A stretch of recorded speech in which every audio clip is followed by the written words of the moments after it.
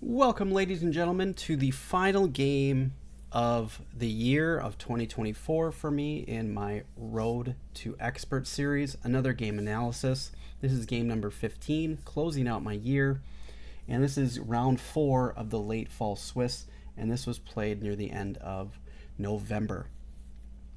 I am playing Jim Nickel, is one of our club tournament directors.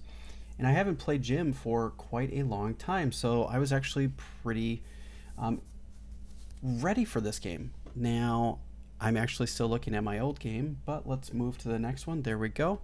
And let's take a look. So I haven't played Jim in a long time, and I don't have a lot of information on what Jim plays. So I was expecting maybe d5, but possibly a King's Indian structure, and we get this symmetrical King's Indian. So I am kind of interested to see how Jim will contest the center. Again, I'm not trying to take over the center. I'm playing more hyper-modern approach, which you can say this is good, you can say this is bad. It's up to you. It's personal preference, of course. You can play either one. A better move was probably to play c4. It's up to the user. So there's going to be some changes in 2025. Let's just say that. D3, D6, and we're going to get a full, almost a full, not quite. So here's where I deviate from the symmetrical. Slowing down the dark squared bishop, and with the idea of playing D4 and E5. He plays C5, and we get now a Sicilian type of structure, which I was not expecting. So this was new to me. I was expecting more of a symmetrical standard, and we didn't get that. So A4, A5, we're both gaining space. I am trying to gain critical squares. Knight B D2, Rook B8. He's looking like he wants to maybe try for this. And this was the first time that he made a move that I didn't really understand, because there's no long term, it doesn't make sense to get it out of the diagonal. So maybe that was his thinking all along. But I think it doesn't have to be done right now. I guess if you're struggling to find whatever next move you want, that you can certainly do that. I played Rook E1, coming for this type of maneuver, B6. And Knight C4. And here we're all trying to pile up on the B6 pawn.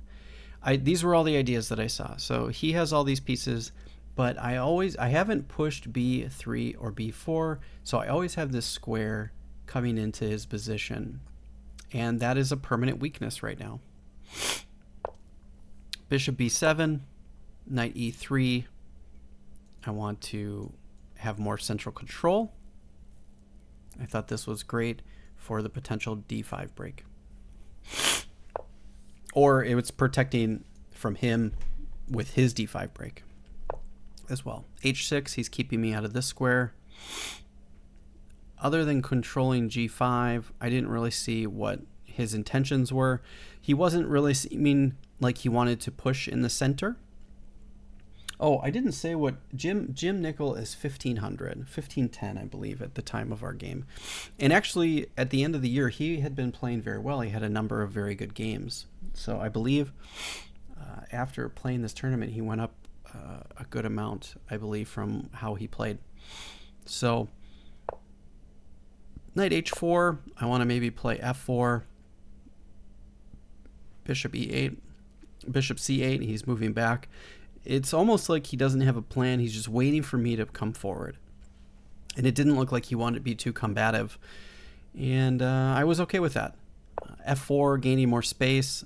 Maybe not necessarily the best move, but I thought with him not wanting to push forward, you usually want to wait for F4 until they push E5. And I'm not sure that he's going to push E5 anytime soon.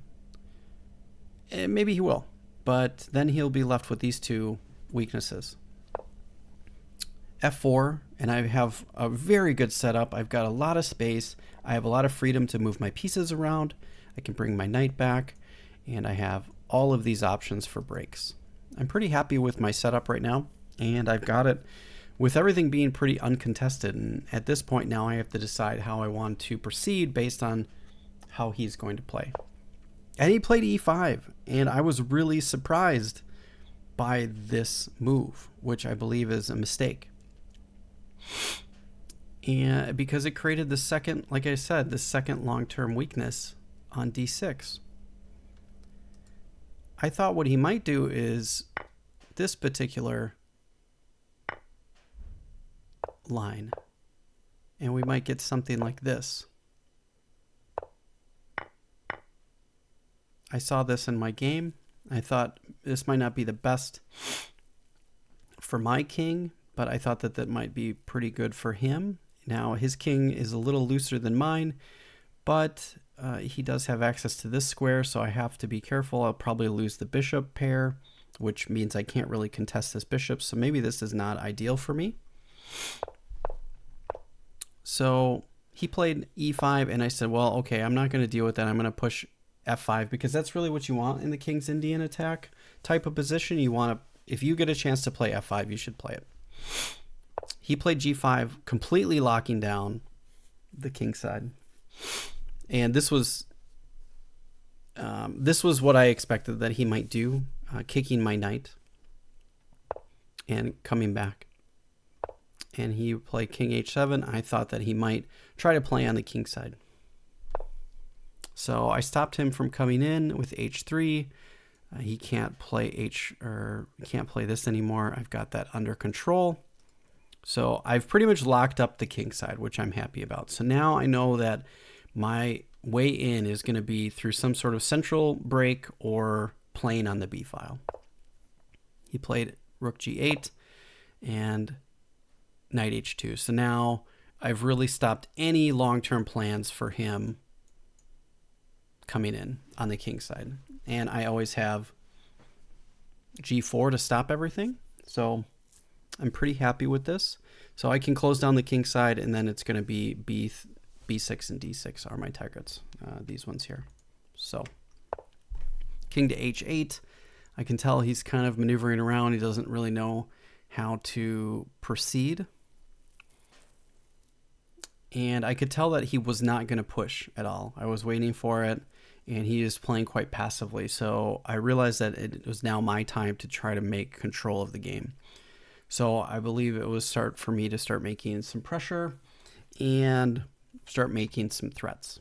And since I've got a lot of space for maneuvering, his knights are fighting against one another. Mine are not. And I think we have a lot of time here. So I saw a weakness on f3, and I thought, well, I can get my bishop out here and maybe go after it, and he's going to have to try to defend that one. Knight to f8, bishop h5. It's a single one-move threat, which I'm not too worried about, but I'm distracting him, bringing his pieces over to the king side, which really has no future, so I can maybe start bringing my pieces over to the queen side. And it will be a lot harder for him to do that. Rook f1. Just in case this ever moves, I have the ability for this threat of forking pieces. It was a waiting move to see what he was going to do. And he played knight 8 to h7, getting all his pieces over there to defend his king, thinking that I'm going to break through. But I don't have really much of an intention to break through until later, after pieces have been removed. This was an inaccuracy, but I still think I like this move the best. The game wants me, or the engine wanted me to lock down the position right away, but I didn't think that was the best option. I get the idea, but rook f2, bishop b7, and queen e2. It shows that it's the engine shows that it's a blunder, and the main reason is because there's a weakness of this pawn. Now, he played here. Now, what he should have played was d5 and tried to blast things open, which is why mine was a blunder, because he can allow d5. He didn't play that, and he played rook to d8. Now, it marks these all as blunders. I'm just working to improve my rooks, maybe bring them over to the king side, and then potentially start playing on the queen side. I've had him move all of his pieces over here when really my two main targets are these pieces right here. I want to go after these weaknesses. I played c4 and locked down the position, so now the queen side is closed. The king side is closed. If I come here, there's nothing that he can really do. And the only route through is through B, the B file. And at this point in the game, I realize that I have two breakpoints. Once I get in G5 or G4 with my bishop, either, trading or bringing it back, I have all the control in the position. I've locked everything down, and I have two breakpoints, and I can break whenever I like. One is either in the B file, or I can go on the H file after G4. So I'm really excited about the prospect of being able to push through in this game. And this is the type of game that I really enjoy. I like closed games a lot. I seem to understand them a lot better than open, sharp positions. I like slow maneuvering. The other thing that I have is I also have this option of bringing a knight in here at some point and getting us, this is a very stonewall type of position. All right, bishop to a6. I think he realized that he's just making waiting moves, waiting for me to come through, because there's not a lot of ways to push through. And it does, say that these are blunders, but there's not much that they can do. I should have done this, but he can still play d5. But really, I'm not too worried about this. I have that covered. And unless he's going to make some sort of sacrifice, I'm okay with him making sacrifices, because that means he's going to try to push through, and that's probably an error.